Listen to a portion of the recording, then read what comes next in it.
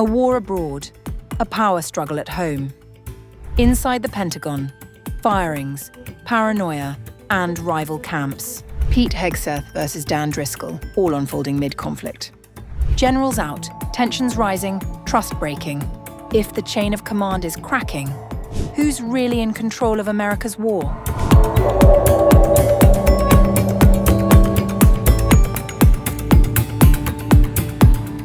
Behind the scenes of America's war effort against Iran, a major internal battle is unfolding, one that's now sparking serious controversy inside the White House.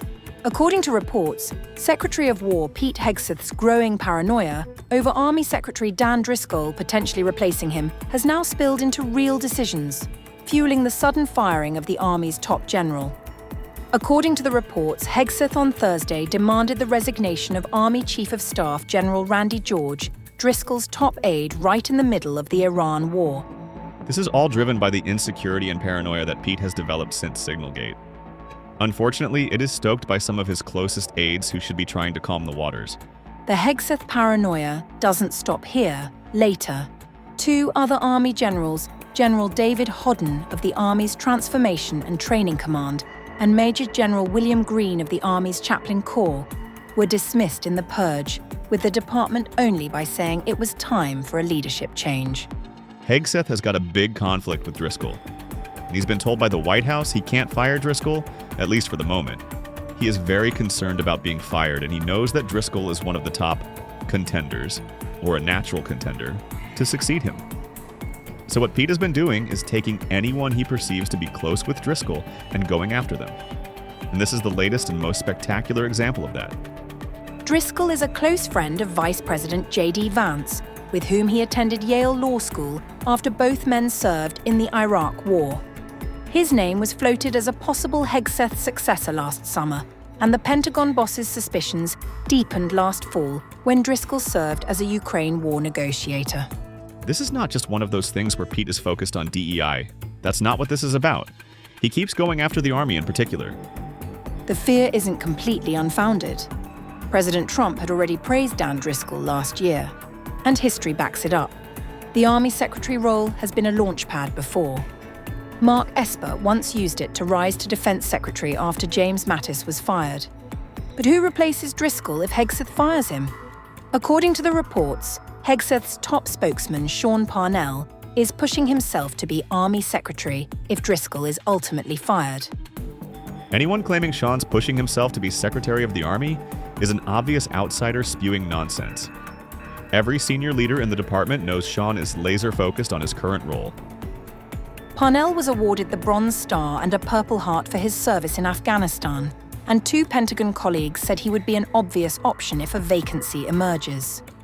It wouldn't be out of line to speculate that Sean would be considered as a successor, as he is one of the highest-profile Army veterans serving at the top of the department right now.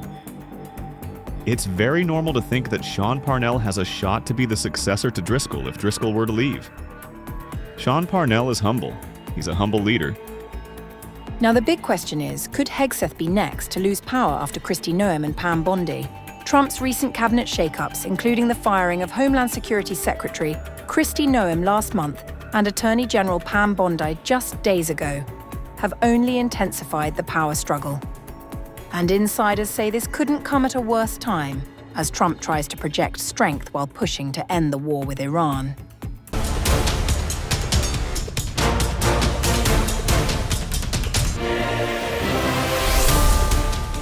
A major shakeup at the top of the United States military is raising serious questions about leadership stability at a time of escalating conflict with Iran. US Defense Secretary Pete Hegseth has abruptly removed General Randy George, the Army's top officer, forcing his immediate retirement in what officials describe as an extraordinary wartime decision. George, who became the 41st Chief of Staff in 2023, was expected to remain in the role until 2027. His sudden exit comes without any official explanation from the Pentagon, even as US forces continue operations linked to the Iran conflict. General Randy A. George will be retiring from his position as the 41st Chief of Staff of the Army effective immediately. The Department of War is grateful for General George's decades of service to our nation. We wish him well in his retirement. In his role as chief, George provided advice and guidance to Chairman of the Joint Chiefs of Staff General Dan Kane and Hegseth regarding those capabilities. Senior Army leadership was caught off guard by Thursday's abrupt announcement. It doesn't feel like a very thought-out decision.